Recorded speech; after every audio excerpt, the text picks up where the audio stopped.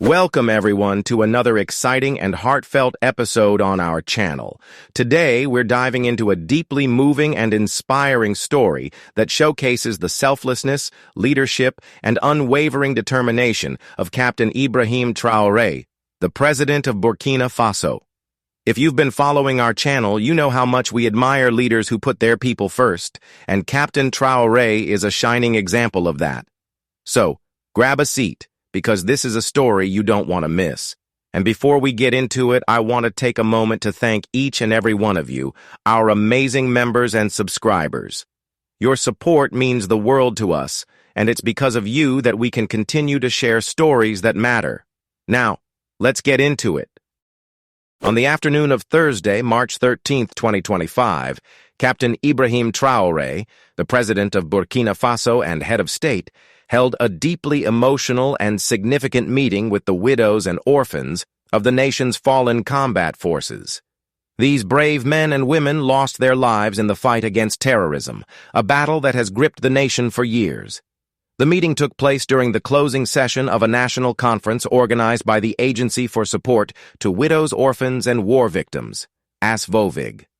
This conference, which ran from March 11 to 13, 2025, in Ouagadougou, was themed Psychosocial Reconstruction and Empowerment of Widows and Orphans of Combat Forces, Current State and Perspectives. It was a moment of reflection, solidarity, and hope for a brighter future. Captain Traoré's presence at this event was not just symbolic. It was a testament to his deep commitment to the people of Burkina Faso. He didn't just show up to deliver a speech and leave. He stayed, listened, and engaged in heartfelt exchanges with the families of those who made the ultimate sacrifice for their country. This is the kind of leader Captain Traoré is, one who leads with empathy, courage, and an unshakable belief in the resilience of his people.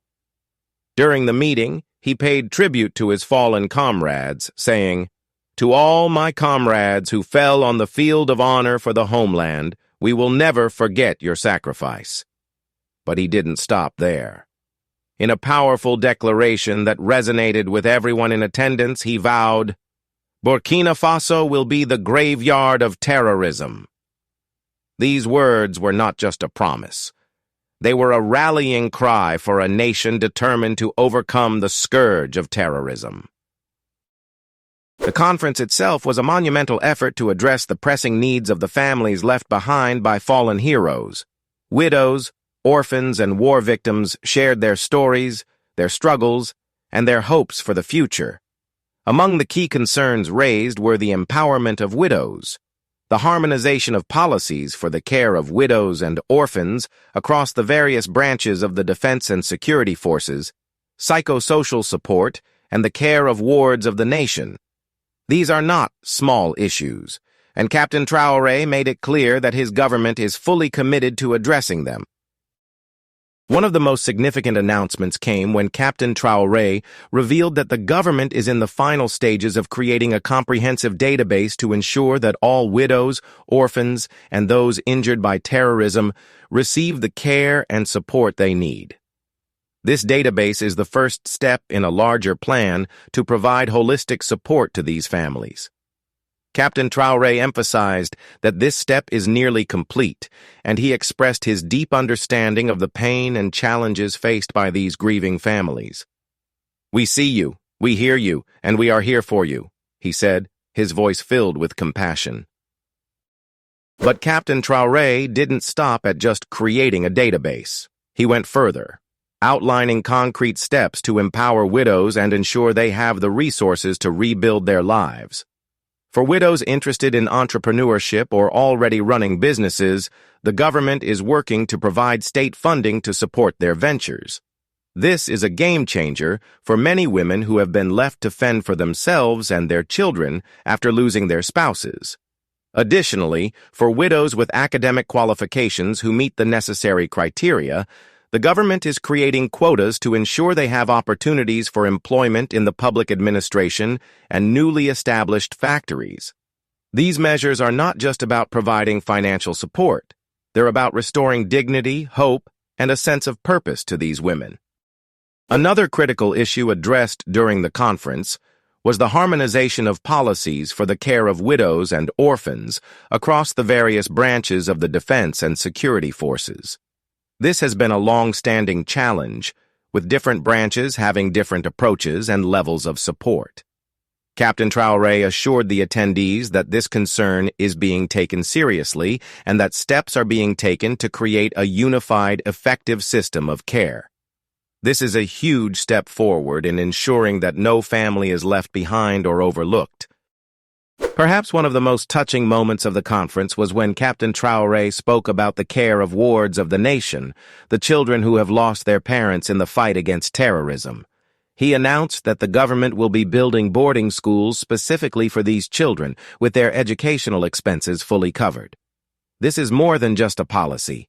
It's a promise to these children that they will not be forgotten, that their futures matter, and that their parents' sacrifices will not be in vain. Throughout the conference, Captain Traoré's selflessness and dedication to his people were on full display. He didn't just talk about solutions, he listened to the concerns of the families, acknowledged their pain, and reassured them that they are not alone. This is the kind of leadership that inspires hope and fosters unity. It's the kind of leadership that reminds us why we fight, why we persevere, and why we believe in a better tomorrow. As we wrap up this story, I want to take a moment to thank you, our incredible community, for being here with us. Your support allows us to share stories like this, stories of courage, resilience, and hope. If you're not already a member or subscriber, please consider joining our family. Together, we can continue to shine a light on the stories that matter most. Captain Ibrahim Traoré's leadership is a beacon of hope, not just for Burkina Faso, but for all of us. His unwavering commitment to his people, his empathy, and his determination to build a better future are qualities we can all admire and learn from. As he said, Burkina Faso will be the graveyard of terrorism. And with leaders like him at the helm, we have every reason to believe that this promise will be fulfilled. Thank you for watching, and don't forget to like, share, and subscribe for more inspiring stories. Until next time, take care and stay hopeful.